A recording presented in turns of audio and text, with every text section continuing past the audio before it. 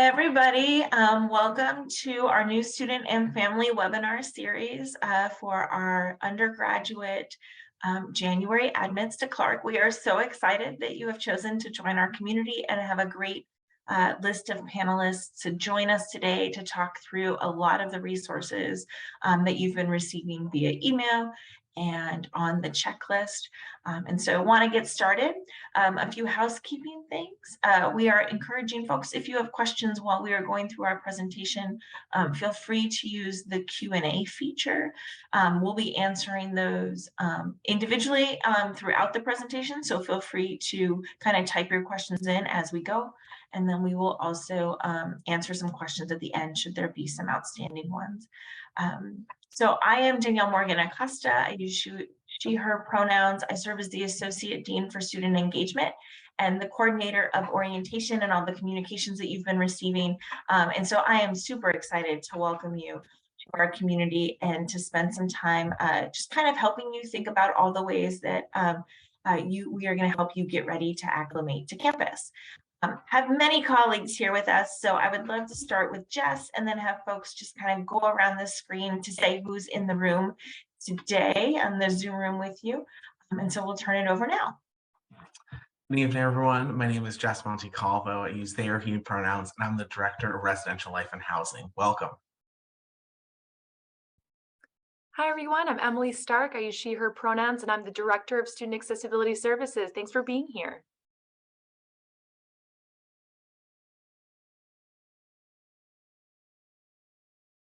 Hello, everyone. Good evening. Thank you for joining us. I'm Yvette Walters, and I serve as the Director of the Academic Advising Center, and I also coordinate new student registration.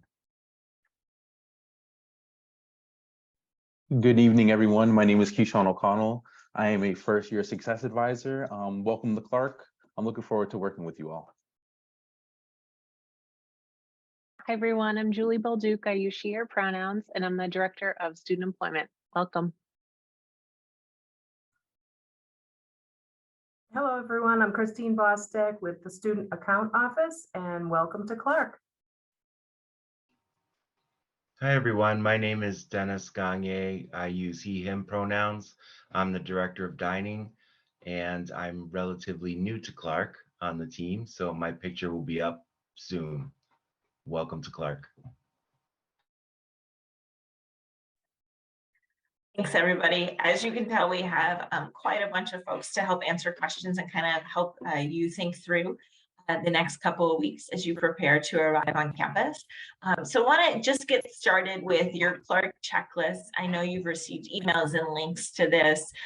There are a lot of things for you to do before you come to Clark to help us kind of situate you and make sure that you are all set for when you arrive to campus. And so already you should have activated your Clark email account. That's super important because all of these other things that we're going to talk about that you need to do happen with your Clark email. It is your official communication with the university.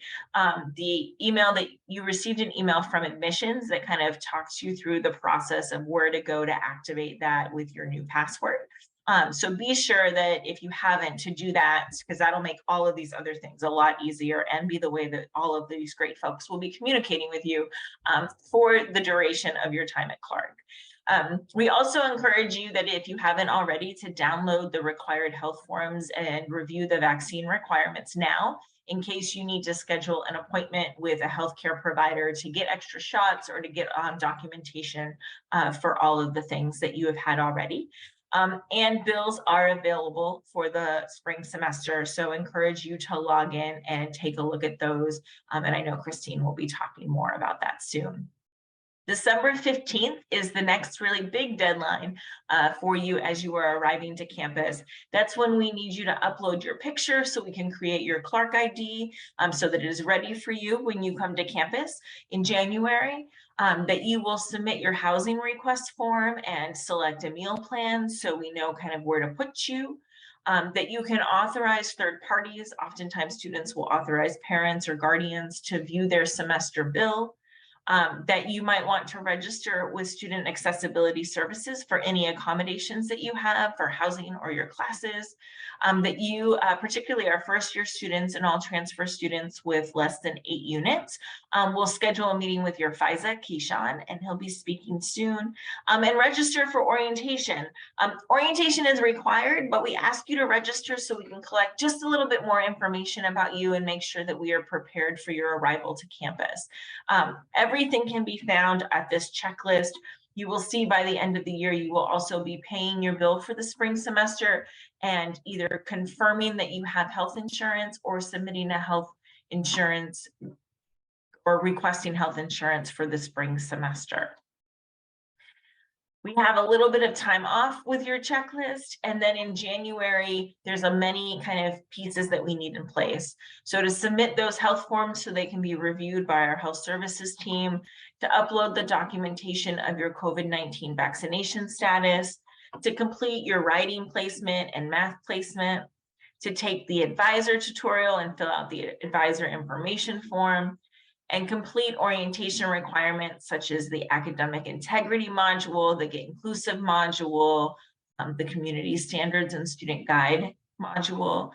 And there's some profiles for you to set up. So there's lots of kind of pieces that we'll be talking through the rest of this webinar and sending you regular communications to that Clark email about, just to make sure that we have you all situated, that you understand some of the basic components of what's going on at Clark so that we can really have a dynamic time with you, building community with your fellow students when you arrive for orientation. You will do course registration January 9th through 13th, and then arrive to campus that weekend to kind of begin your Clark experience. I know that's a lot of things, so we're going to kind of help explain some of these things with all of the folks that are here. First, that I just want to highlight, there are 5 different health forms that you need to have completed with health services. You are able to upload those electronically, and then the nurses and health services will go through and make sure that all the things are correct. And so you'll be getting email reminders from us on Fridays that say where you are in your checklist process.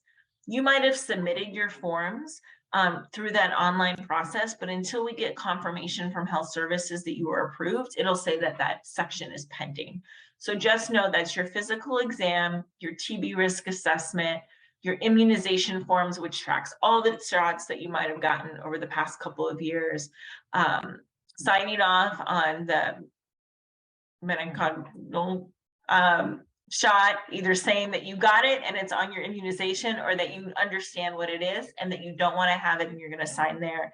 And then if you are under 18, there's a form that needs to be signed off by a parent or guardian. Really do take a look at those forms and ask health services if you have any questions. If you are transferring from another institution, you've already submitted those, you might be able to get the forms that you submitted from that institution to be able to take them, get them from that health services, and then send those forms to Clark. And with that, I'm going to turn it over to Jess to talk about some of the housing options for our students that are coming in January. Thanks, Danielle. So for all of our incoming students, we have a 4-semester residency requirement. So for most folks, this means their first year and their sophomore year here at Clark. Have a bunch of slides and hope to run through them pretty quickly. But for the most part, incoming students are going to live in our first year mixed year halls. But our first year only residence halls on here are Bullock Hall, Dana Hall, Wright, Hughes. We have Dodd, which is our mixed year hall, which centers women identified and trans students. And then for some of our incoming transfer students, Johnson Sanford Center is a mixed year upper class area. But for incoming transfers, we have a few different options for folks. So please don't hesitate to reach out to reslife@clarku.edu to talk through what some of your options might be.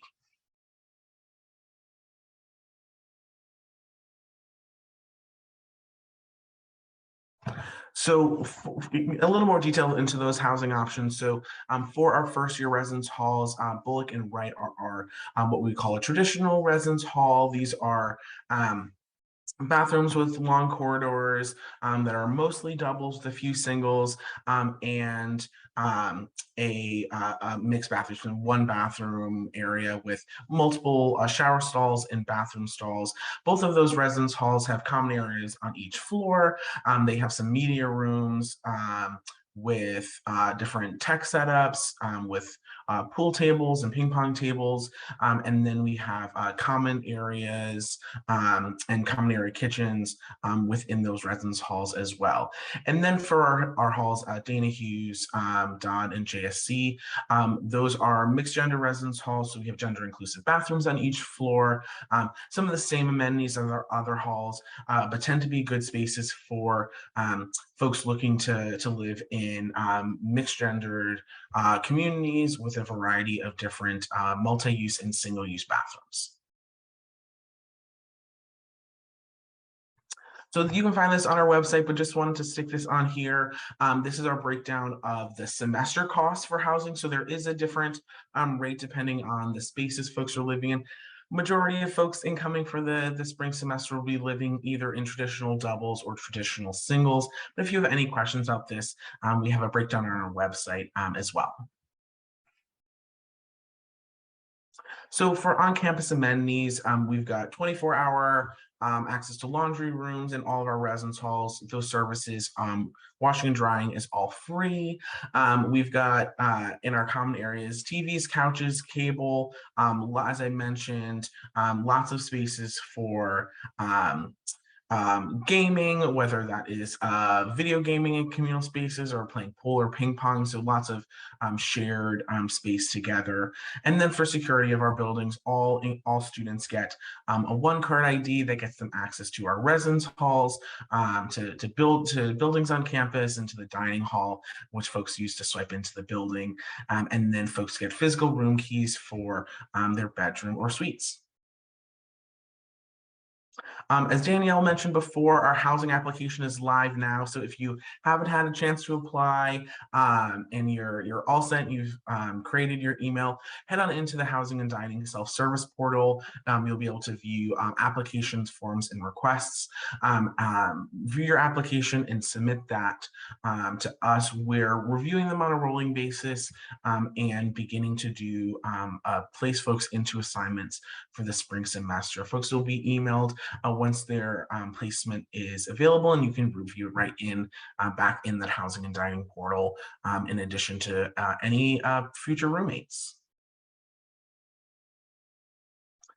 This is, when you take a look at your application, this will be there as well. But when we're looking at placing folks with roommates, one of the things we're looking at is how folks want to live and cohabitate with each other. So try to be really intentional to create roommate pairs that are going to align on some of the sort of basic values that folks have when they're living with other people. I really encourage folks to be honest with what this looks like. If you're someone for the last 4 years who goes to bed at 9 o'clock, this probably isn't going to be the semester where you decide you're a late night owl and going to bed at 1 a.m. every night. So be honest with yourself and realistic with what you think your expectations might be. When you start with us at Clark, you'll do a roommate agreement with your roommate and your resident advisor to set the sort of ground level for expectations for that space. But yeah, if you have any questions again about this, please reach out to us. If you're having any issues accessing the form, shoot us a quick email. We can fix that quickly for you. I mentioned our resident advisors and want to talk a little bit about what our staffing support looks like in our hall. So in each of our residence halls, specifically looking at our first year halls, we have on average about 2 resident advisors per floor. So that's about 1 RA per 25 to 30 residents. And they're really there for a few things: to do programming, to support each of the members of their community, and help folks with resources. They're also both these teams are in on-call rotation, so there's folks around 24/7 to support folks if things happen during the day, evening, or weekends. And then we have our community directors. Our community directors are full-time professional staff members who are live-in staff and oversee our resident advisors who are undergraduate and graduate students.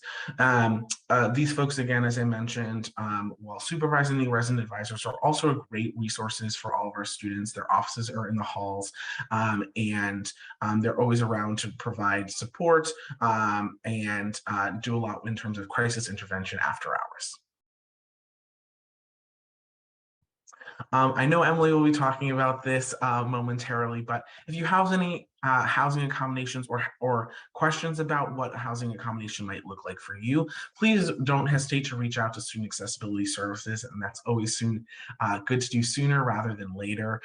We work really closely with Emily and her team on making sure that we're matching folks with housing on campus that meets their medical needs. So I'm sure Emily will talk more about this, but please don't hesitate to start this process now if you have any questions.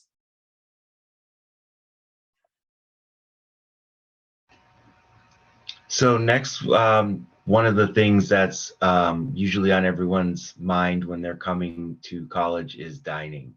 And when you first look at this, you're probably thinking, wow, there's a lot of dining options, but we want to make sure that the Clark student has opportunities to pick something that's going to work best for their life at college.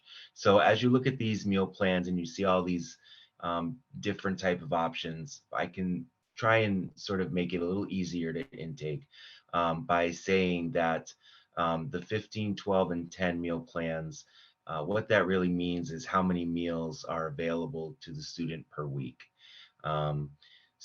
And those meals will reload Sunday into Monday and start fresh for the following week. The all access meal plan is a meal plan where a student can do unlimited swipes into the dining hall, or they can swipe per period in the bistro in the retail area. And when I say period or meal period, I'm meaning breakfast, lunch, dinner, or on the weekends, brunch and dinner. And then all of those meals have an additional option of a plus, which means that you'll get a little more dining dollars, and you'll also get a meal swipe, a late night meal swipe to use after 9 o'clock. The bistro is open from 9 to midnight, and students can go in there and get another meal swipe for a later option. I usually recommend that because there's a lot of student activity in the later dining time. Students like the opportunity to be able to do that. Additionally, so with the dining dollars, you can kind of think of that as like funny money that the students can use to buy things in the different areas like snacks, beverages, any of that type of thing. Next slide, please, Danielle. And so these are the different areas that we have on campus. The biggest area would be Higgins Cafe. That's the main dining hall. When you go into that dining hall, it's set up kind of like different stations that you can go to, and they are themed. That does change to give the student variety, but there's also a lot of thought that's gone into students that are dealing with allergens or dietary needs. So for example, we have a simple servings station, which that menu item always is free of the 8 major allergens: soy, egg, wheat, shellfish. They're listed in front of the station so that students know. We have a chef's table, which is an action station where that could be an international thing. It could be smoothies. It changes all the time. We have a traditional grill. We have Taste from Home, which is sort of comfort foods.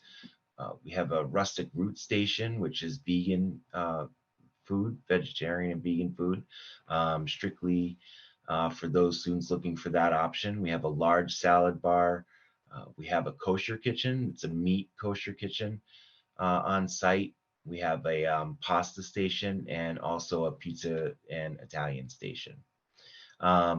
The other thing that's in Higgins University Center, the same building as Higgins Cafe, is the Bistro.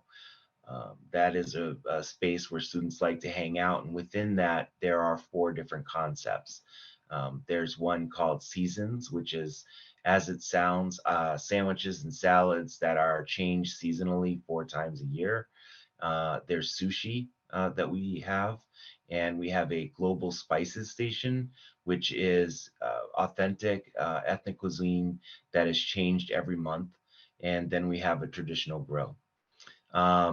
The Den is an area that serves Starbucks proudly brewed coffee. It has some grab and go items and some things that the students can get while they're running between classes. Clark Cafe is a pretty busy area. That's in the library area, and that is a full service coffee shop with an espresso machine. And again, there's grab and go items and different things the students like to grab. And the Hawk's Nest, which is a different site on campus. And the students, it's sort of like a smaller dining hall for the students to have for an option.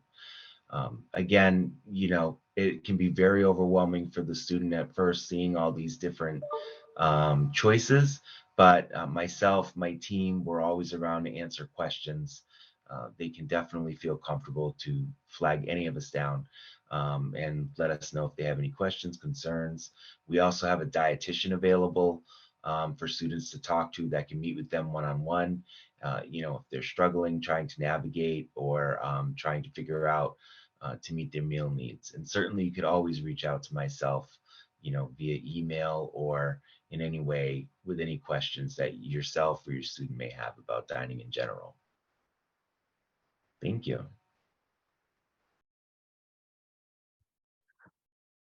Wonderful. Hi, everyone. So yes, I'm the Director of Student Accessibility Services, and this our office provides students qualified with documented disabilities support in accessing accommodations, whether that be academic or, as Jess mentioned earlier, housing. Our goal is to ensure that students are afforded the opportunity to achieve their potential both in the classroom and as in our Clark community. So just some examples of what's considered a reasonable accommodation. That could include extended time on an exam, or maybe access to a reduced distraction environment to take a test someplace quiet with less folks. Maybe it's some note-taking support. So maybe instead of writing, we're typing, or we're recording a lecture and then listening back later to supplement our notes. And then of course, as Jess mentioned earlier, housing accommodations. So this could look like an emotional support animal or a single dorm, or perhaps it's access, you know, it's a mobility issue. So maybe we're living on the first floor or in a building that has access to an elevator. And just a special note on those housing accommodations, while we can approve them, we can't always guarantee them. So that's why Jess and I work really closely together, and our teams do our very best to meet all the accommodations of students. So to begin the registration process with us, students should contact us at Accessibility Services and self-identify. So that could be as simple as just saying, hi there, I'm a new student and I'm looking to register with your office, right? So students will then be asked to provide some documentation. That could be maybe some old IEPs or 504s that they had in high school, in addition to some evaluations that they've participated in. Or it could also be a note from their provider that states their diagnosis, discusses the functional limitations that are impacted by that diagnosis, and then as well as accommodation recommendations from that provider around what we can be doing to best support that student.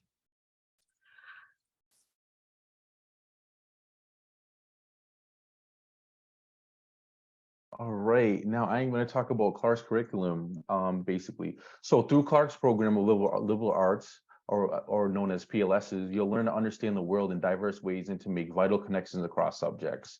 So breaking it down, PLS courses fall into 2 broad categories: critical thinking courses as well as perspective courses. So critical thinking courses, the 2 critical thinking courses are formal analysis and verbal expression. So based on verbal expression, placing emphasis on the relationship between writing and critical thinking. So basically these are like basic intensive or non-intensive writing courses. And formal analysis is based on basically introducing you to formal, symbolic, or methods of analysis, such as a math class or algebra. Going into the perspectives, courses. So you have the aesthetic perspective course. So this emphasizes the artistic expression and perception of analysis and the evaluation of the aesthetic form. The global perspective, or GP, introduces you to comparative analysis through the exploration of diverse cultures. The HP, historical perspective, is where you develop your capacity to understand the present in relation to the past.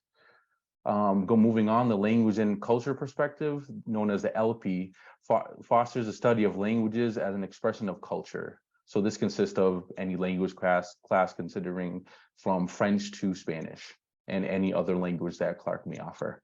Then we move on to the natural science perspective, which is an SP course, which teaches the principles of methods of results of the natural sciences.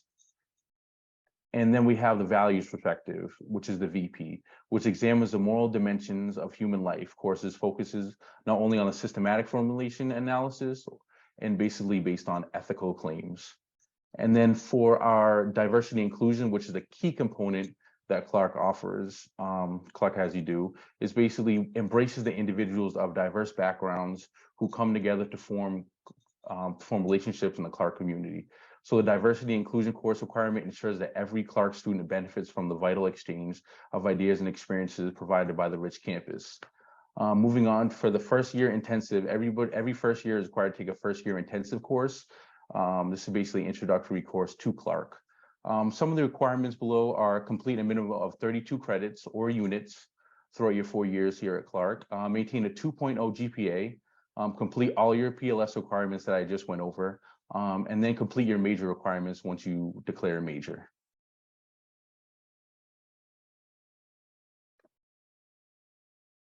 Thank you, Keyshawn. Just want to quickly touch on the advanced standing credit system at Clark. Students are allowed to receive, or they get up to at least 4 units, and at Clark, a course is considered to be a unit versus some courses, some universities or institutions may use credit. Clark uses the word units. So a student can get up to 4 units and 2 PLS requirements waived by the courses that they've taken in the dual enrollment, maybe an AP course or college course or IB. The student will complete those courses and send us the official transcript, whether it's a university or the AP or IB or some foreign courses as well. And the student can get up to those units. Transfer student can transfer in up to 16 units and complete the requirements at Clark versus a first year a student who comes to Clark as a first year can transfer in up to a minimum 12 units. So this is basic for the advanced standing credits. And we know that a lot of students are now doing the dual enrollment course while they are in high school to get ahead on these units. And so I encourage students who have taken any of these higher level courses to have the transcript sent in to us, because basically if we're going to award you a full unit, a full 4 units, that's actually a whole semester's worth of work that you'll be getting. So it's important, if you're doing any of this, if you did any of this in high school, please have those units transfer in to Clark. The writing placement and the math placement. So at Clark, many of the classes, practically most of the classes, have a lot of heavy writing, whether it's formal or informal requirements. Their class notes, maybe something like an essay response and journals, writing journals. And so what this writing placement does is to test a student's level of writing. What we do not want to do is to set up a student for failure, or, student may say, you know what, I don't need to take this writing class because my writing placement, because my writing, I think, is pretty good. And then they would get into a class that's higher a level above, their writing skills, and then they would fail. And versus the other end, we don't want to put a student in a class that is too easy, and the student, they get bored and decided this is too easy for me and may not even go into class. So we want the student to make sure that they're mindful of the classes that they're taking. But the most important thing that a student is required to do, and all students are required to do, the writing placement. This is to assess your level of writing. The only students who are not required to take the writing placement is because they've taken some form of maybe English composition at a previous institution. They may have taken an AP course during high school, AP English literature, not the language literature course, but the English literature, and receive a 4 or 5, then they're away from having to take this requirement. If they've taken an English composition course in high school, then that waives them. If they're not, if students are coming in a transfer student first semester and they've taken a writing course at their previous institution, then they're away from taking the requirements. Every student who did not fall into any of those categories is required to take a writing assessment. The writing assessment is in 2 forms. There is a questionnaire and there is a 500-word essay. A lot of students sometimes would submit the questionnaire, but not the actual essay, and that's the piece that we need. So we need students to send in both of those. The writing will be evaluated and they will be given a placement. So that is important to take, because another important reason for this is that if a student does not complete this writing component, then they will not be able to meet with their advisor to select classes, because without this writing placement, we would not know exactly which correct course to put them in. So that is something that must be completed before a student can start classes. Whereas the writing requirement is required, and that is due by January 5th, the math placement, on the other hand, is not required. The math placement is, the writing placement is not timed, so students have enough time to do that. The math placement is part of its time, and it comes into 2 sections. If a student is planning to take a math-based course, maybe pre-calculus, or something they want to get into a class that's required a math prerequisite, they're then required to complete the math placement test. They have the opportunity to take it twice. If a student take it the first time, is not happy about the score, they can also go in and take it a second time. One thing that is important for students to know is if a student is coming in with the intention of doing or declaring psychology as a major, the first class on the psychology major is Psychology 101, which is the general psychology. The second course, which is Psychology 105, is a psych statistics course. That course requires the student to take the math placement test, the first part only the first part, and score at least 50%. I think they're like 10 questions. So get 10 right before they can get into Psych 105. That is important for any student who wants to take Psych 105, because that is required. And like I said, you can take this up to 2 times and get the score that you need.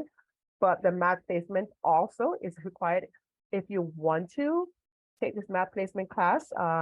If you want to take a class that requires this, then you have to take that course by January 5th, so that when you meet with your advisor, you will know the exact and the correct math course that you would be required to take. So these 2 courses are vital. We need to take these classes because this is really important for you to take these writing placements. And even if you're not taking a math course, it's always good to take the math placement test, just to be able to test your skills and your math skills. And that is something that we encourage all students to do. So that's basically what the math and the writing placement is all about. Registering for courses. I'm not sure, Keishan, do you want to do this, or was this me who can do this? Or you want to do this? Sure, go right ahead. I forgot the slide order. No problem. So registering for courses, so getting started. So first of all, you're going to review the overview of liberal arts education here at Clark. Next, you're going to complete advising your registration tutorial on moodle.clark.edu. So this is essential just to make sure you do the advising and do the registration tutorial before you come to campus. Then you're going to submit the advisor information form. So this advisor information form basically is a form that basically is just an introductory form based that states, your interests, things that I may need to know about you that I don't know about you. Just an informal kind of introduction to basically introduce ourselves, so I know what to expect when we meet. So then you're going to fill out and upload a course selection worksheet. So at our initial meeting, when everybody registers, we will go over course selections. We'll go over anything that best suits a schedule for you. So you're going to want to fill out the course selection worksheet so that advisors as well as me know what courses you're interested in. And then you're going to schedule an appointment with your advisor. So this is essentially just advisors such as myself, just so that we can go over courses that you're interested in. I can answer any questions about the university that you may have. I just want to make this as smooth a transition as possible for you to get right here at Clark. And then you're going to meet with your advisor over Zoom and register for courses. So you'll meet with your advisor over Zoom. Most of you have me as an advisor, so we'll go over course selection. We'll see what courses you're interested in, and then we'll go from there. And then I just want to say the incoming students of first year standing are 0 to 7 units. So students that have 0 to 7 units will be placed with me. Anything higher than 7 or 8 units will be with somebody else as an advisor.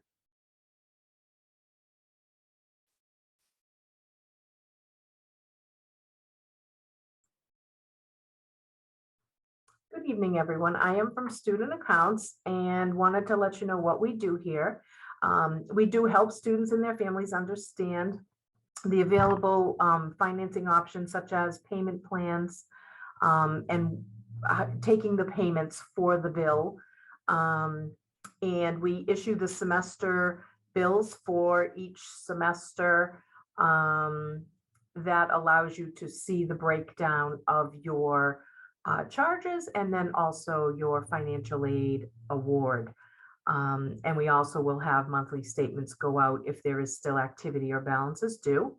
We also process the refunds that might be due to a student. You may overpay for some reason or pay and then have a scholarship come in and just have some sort of refund on your account. And we will be handling that for you. On the student account page on the website, you also will see our university refund policy, which you want to be very aware of each semester. That is a withdraw refund policy that gives you dates and deadlines for add, drop, and things of that nature if you are looking for 100% refund for any particular semester. So that can be found on the student account webpage of the Clark website. We also prepare the 1098-T for which is the informational tax document, and those are in January. Next slide, please. This is just a quick little viewing of what you would see when you go to your student account through your CU web. Once you get everything set up with your CU web, you will be able to get into your account information and set up various things like authorized users. If you would like a parent to be able to call us, talk to us about your account, you must have them set up as an authorized user. It also allows them to receive emails about the statements that are coming out, go in, make payments, set up payment plans, etc. So it's a very good idea to choose an authorized user. And then a little bit further down, you will also see that electronic refund. Very important to set that up. So if we ever do owe you money, that you have the account set up that you would like that money to be refunded into. And next slide, please. And like I just mentioned, sometimes we owe you money, so you want to help us make it as easy as possible to get that back to you. So setting up your direct deposit on your CU web in that profile I just showed you is very quick and easy, and it's just really important to make that process smooth and allow you to get your money back as quickly as possible. Next slide, please. And then another process that we do, I am the coordinator for the health insurance plan. If you have questions about, the payment or the enrollment or things of that nature, you can definitely reach out. And each, you are starting in the spring, so you will have the charge on your spring bill. Your policy will go from January 1st, 2023 to August 14th, 2023 for a cost of $1,473. Now that is if you do need the health insurance, you may enroll. If you do currently have health insurance, then you must waive this. Again, that's done on the student account page. We have a button that you can click on, and you can either waive or enroll. It's very important to know that you need to waive your insurance each academic year.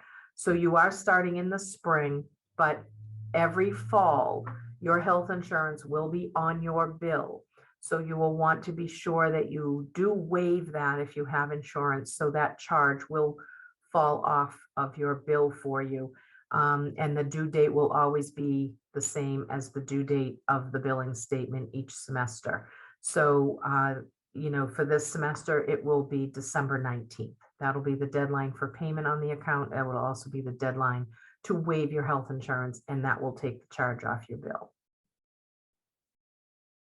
And then we have different ways for settling the account.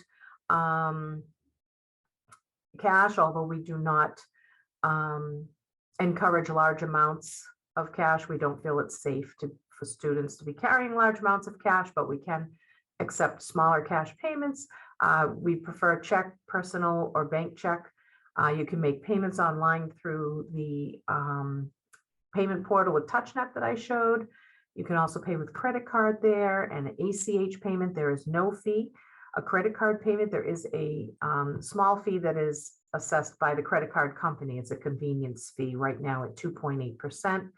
And then we do have a payment plan, and you can sign up for that right on that same payment you know, page. It's very simple to do, and we have a 4-month plan and we have a 5-month plan. The payments are due on the 15th of each month. The first payment for the spring will be due on December 15th. For international payments, we do accept payments through TransferMate. And you can also choose that as a form of payment on your payment page on your CU web. You do not need to go to a separate link anymore. When you choose form of payment, you can just choose TransferMate and then fill out the necessary paperwork. And then there is private lending and, of course, financial assistance. You know, through financial aid, they have a lot of options too, if you're looking to do loans and things of that sort. You'll also see a notification about GradGuard. This is an insurance that you can purchase in the event that you needed to withdraw from the university, and it was after our 100% refund timeframe, which was the add drop period. And let's just say something happened and you did need to withdraw, and you were at the 50% portion of the refund policy. At that point in time, you could have this policy through GradGuard, Alliance Global, and they are open 24/7. You can call them at the number on the screen. It's 1-866-724-4348, and they are happy to help with any questions that you have. And it is something that you can opt to purchase if you wish each semester.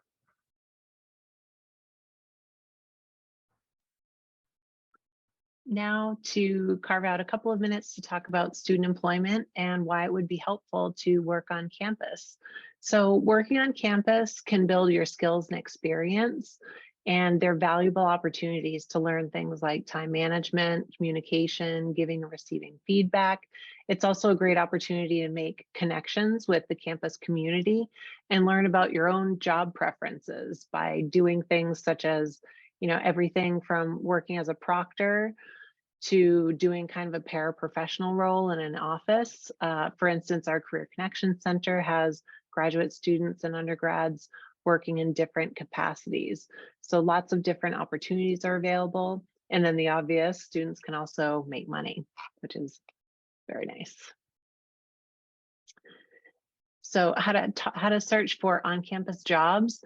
We use the Handshake platform, which is where students can find not only on-campus jobs, but career events that are offered on campus.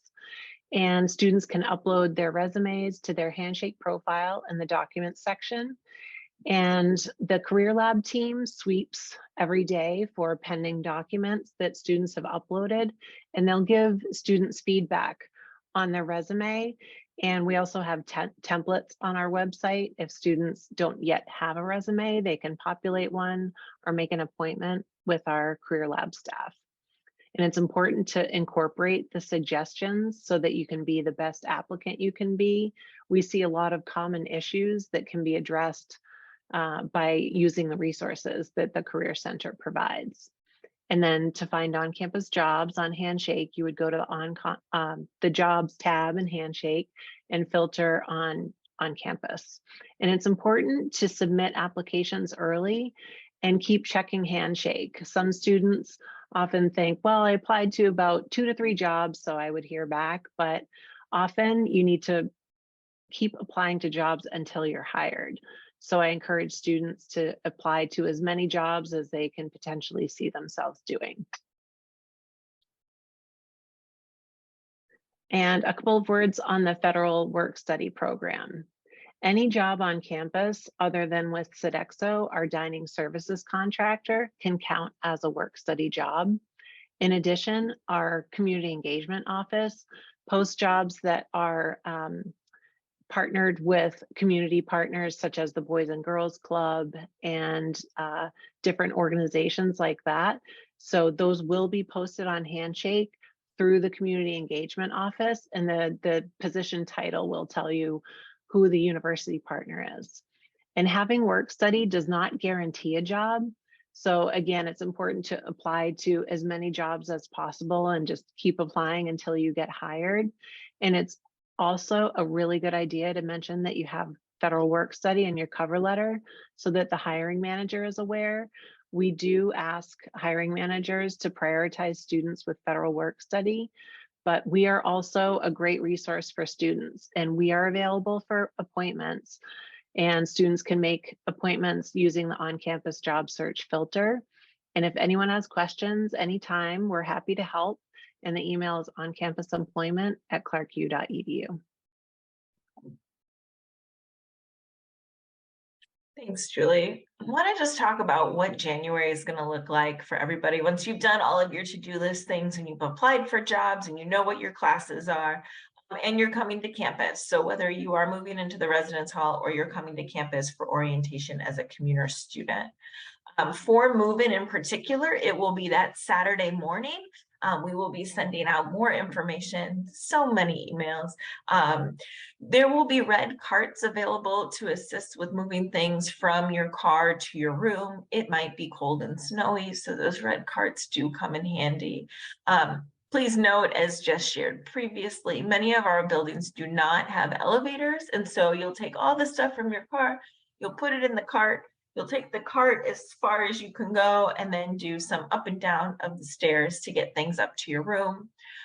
You'll be able to park very near the building, unload, and then move your car to one of our parking lots or the parking garage. There'll be ample parking that weekend for folks. And keys and IDs. And you'll notice that it says for students who have uploaded their photo, remember that deadline is coming up. We need your picture now so that you have access to everything. It takes us some time to kind of get all of those things printed. You will receive all of that information at check-in for orientation on the 14th. You will meet on move-in day or on the first day of orientation, the orientation staff, the residential life and housing staff, some student resident advisors, your peer mentors, and many of the student success staff. So many of these great folks will be here that day. You'll see some of the deans and be able to kind of connect with all of those folks. And as we are talking about whether you're moving into the residence halls or you're a commuter and just joining us in the afternoon for the 14th and then all day on the 15th for orientation, our goal is to support students as they acclimate and transition to campus and to college, or at least to Clark, and how Clark might be different from previous experiences you had. We will have a short program for families as well, because we want to make sure that we are educating families about Clark and making you feel like you are a part of our community as well. There'll be lots of opportunities for students to meet new people, make friends, and feel connected to Clark before classes start.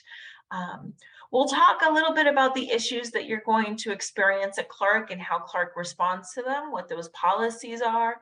as well as think about who you are and who you want to be during your time at Clark.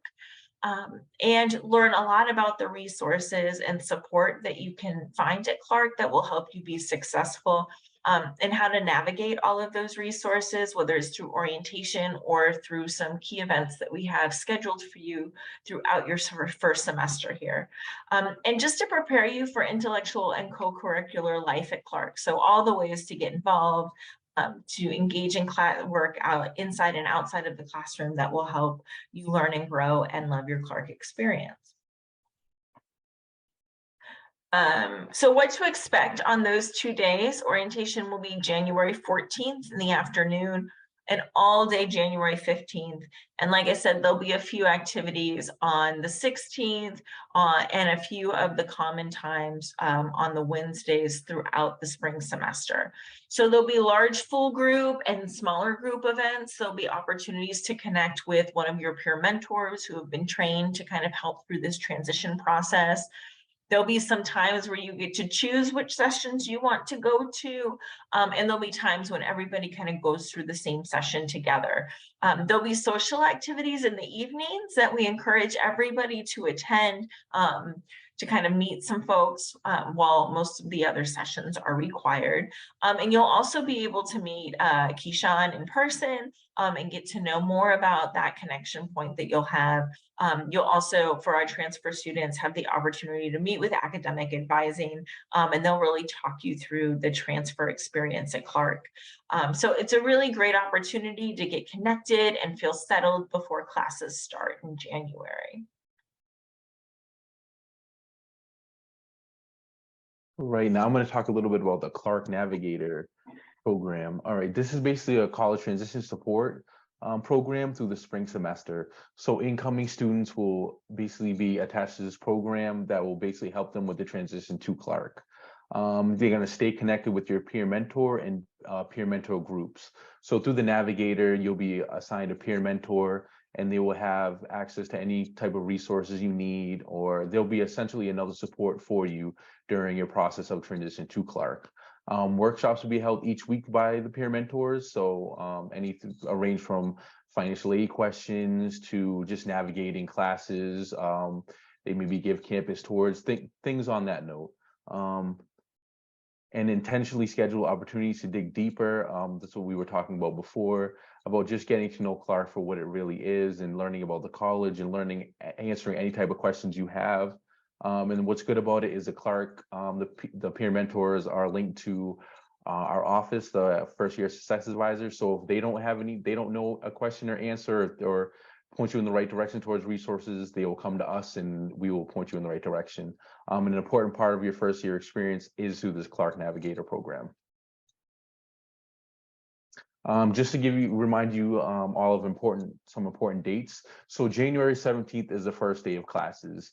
So then on January 26th is the add drop period when it ends. So the add drop period is essential because at that deadline, you won't be able to add or drop any classes during that time. So I'll walk through as a FISA, what classes you may need to drop, or some classes you might not be interested during that period of add drop.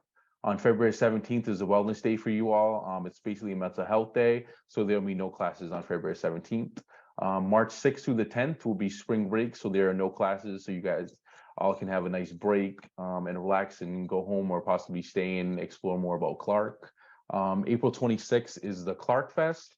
So Clark Fest is one of the 2 undergraduate student academic festivals held each year, which showcases students' research, experimental learning, and creative works.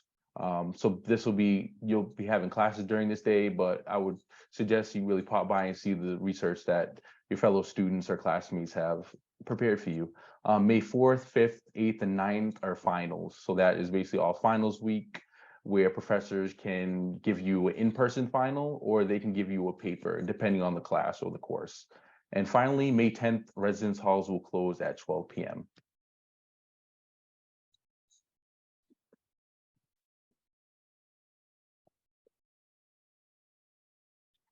Thank you so much for joining us for this webinar. Hopefully, this information has been useful as you are starting to navigate that checklist and kind of all of your emails for Clark.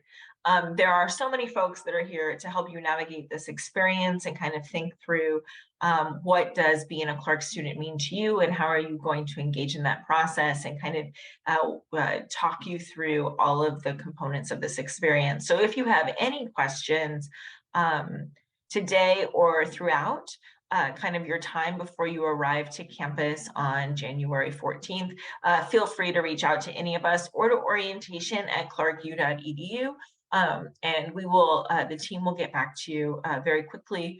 We will be sending students and families regular communication emails approximately every other week. And students, to your Clark email, you're going to start receiving some reminders about where you are with your checklist with some direct links. And you'll get that first one this Friday. We will take a break over the holidays, but you should feel really connected to all of the tasks you need to complete, where to find them, and feel free again to reach out to orientation if you have any questions. I want to thank so much all of our panelists for spending an hour with us today and sharing some of this information. They are going to be some of your best advocates and support systems at your time at Clark. And we are just so excited that you are joining our community and have chosen to make a difference here at Clark. We hope you have a great rest of your night, and let us know if you need anything at all.